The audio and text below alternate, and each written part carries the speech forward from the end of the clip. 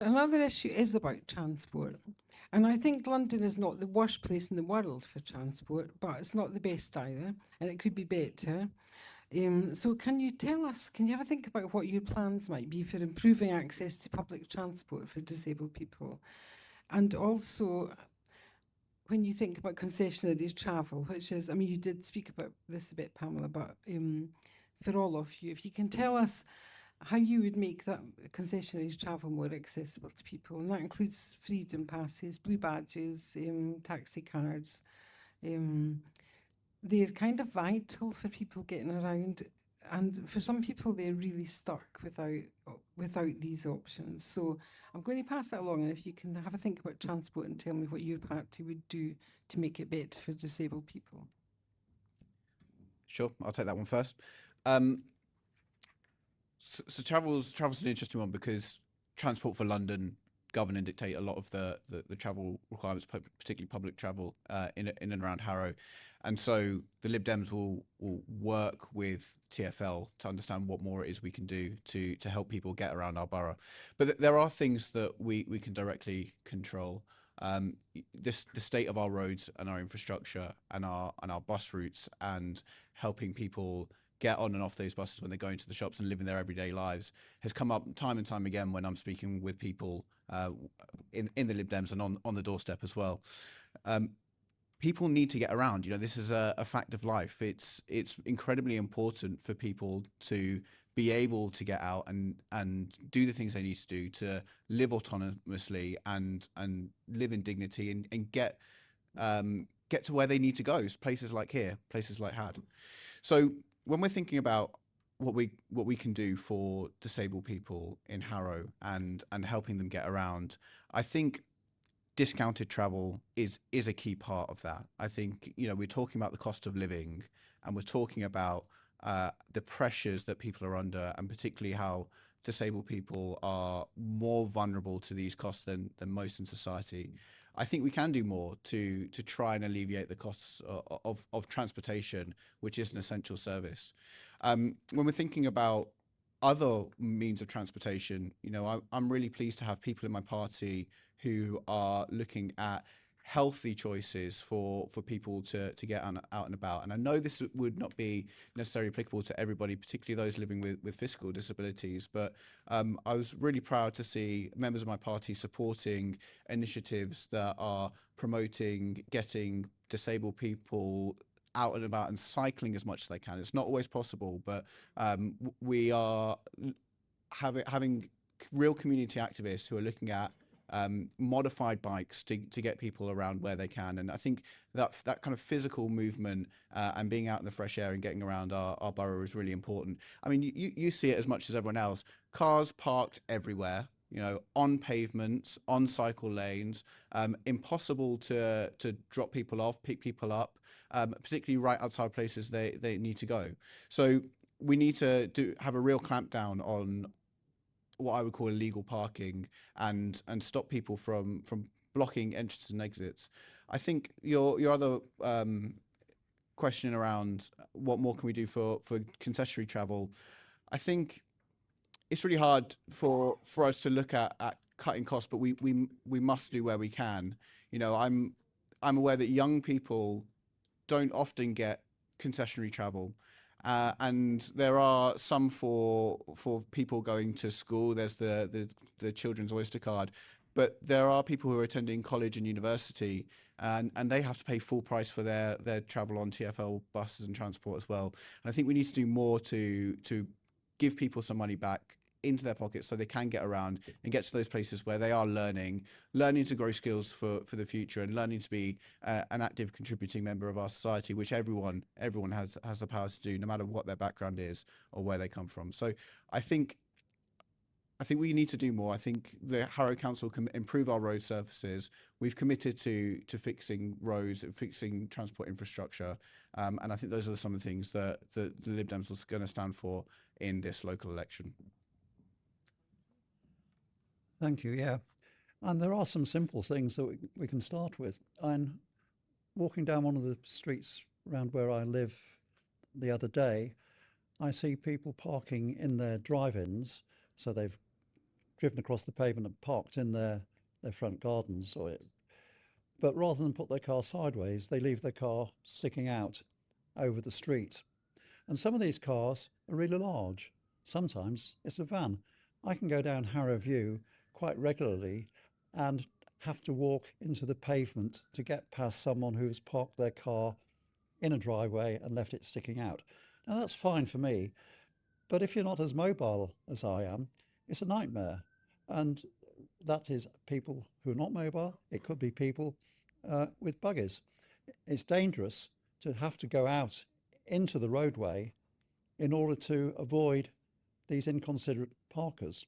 So what I want to do and what we want to do in the round is increase the enforcement of our parking, particularly things like this, particularly things like people who park in disabled bays when they don't display any blue badges.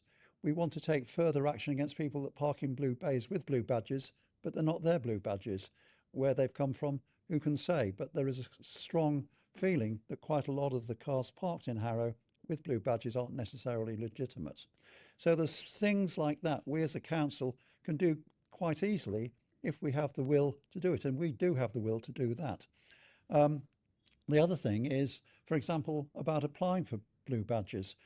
We do want to look at the process.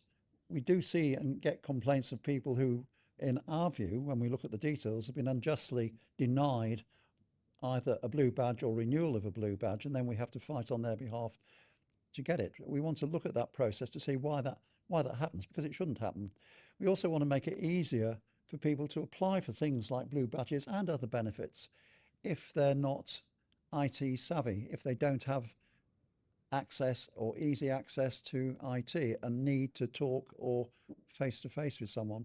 We need to put that back in where it's necessary. So there's a range of those sort of things that we can do.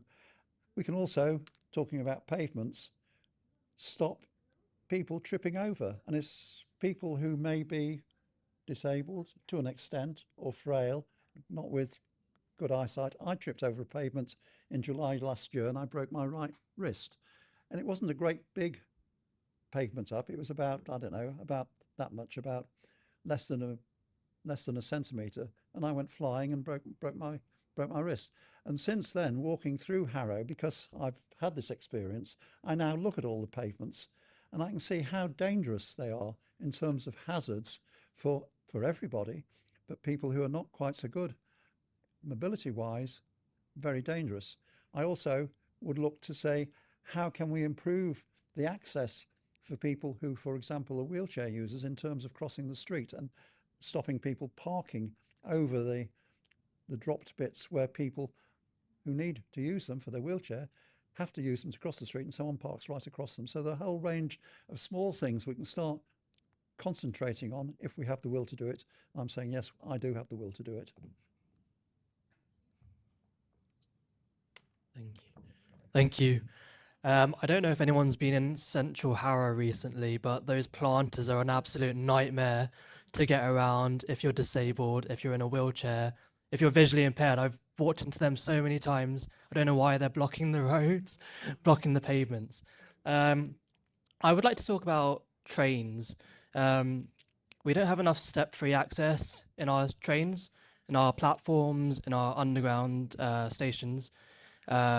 And not just that, but TfL has cut a lot of staff in our stations. I don't know if anyone has noticed, but you can barely find a staff member in a station anymore if you need help getting from A to B.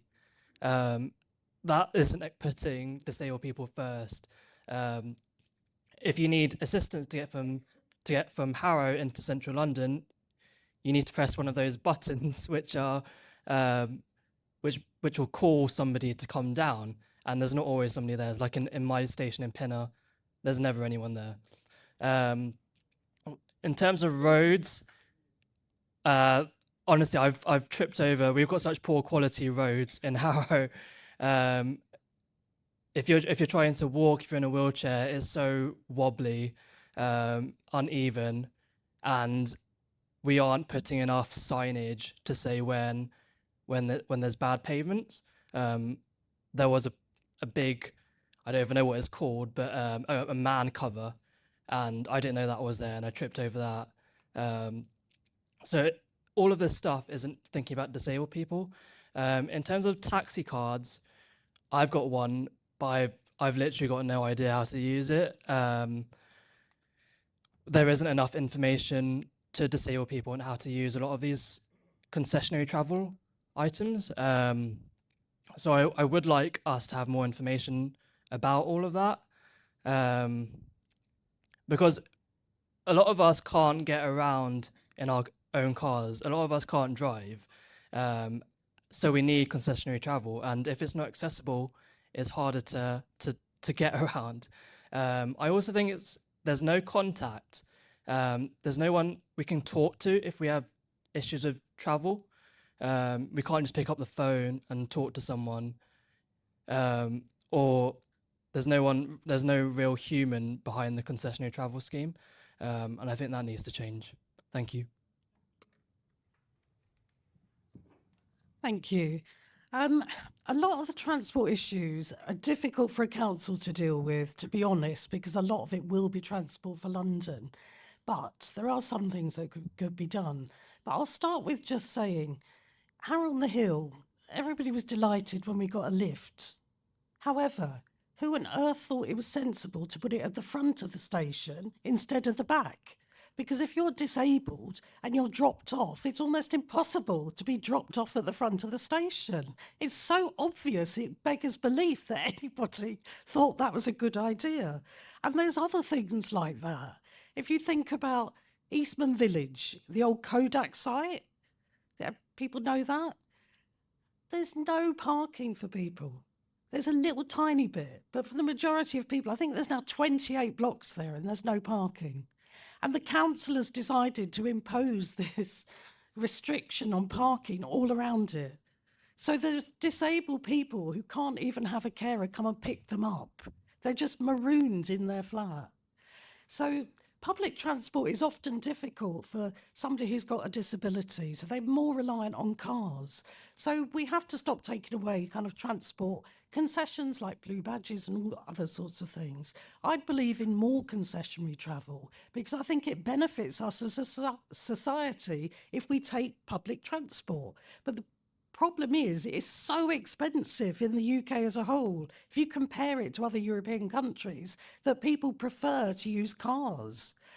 You've got a problem with your, blue badge, let's say, or something else. You're stranded somewhere and you want to go to the civic centre. We have to go to the dump. That's where the civic centre is now. There's no bus that goes there. There's no possible transport. So we're told, okay, we've got this new shiny building in the town centre that you can go to. It's not really, it's just a refurbished one. It's not really any different. But it's only there open between, 9 and 5. Whereas the old civic centre, if you were in a crisis, let's say you were a family suffering domestic violence, you could go to the civic centre and there would be staff there and you'd be taken in. That can't happen now, so you're left walking the streets. So don't take away travel concessions that are existing, little as they are. Help people get the transport they need, particularly when you've got disabled children. They're so mean with this, I can't tell you. Part of it related to educational healthcare plans, which take forever to be processed. Give help to families to do that, because if you've ever tried to complete a form, they're very, very difficult. And there's not a lot of help around for that. Think before you put lifts in.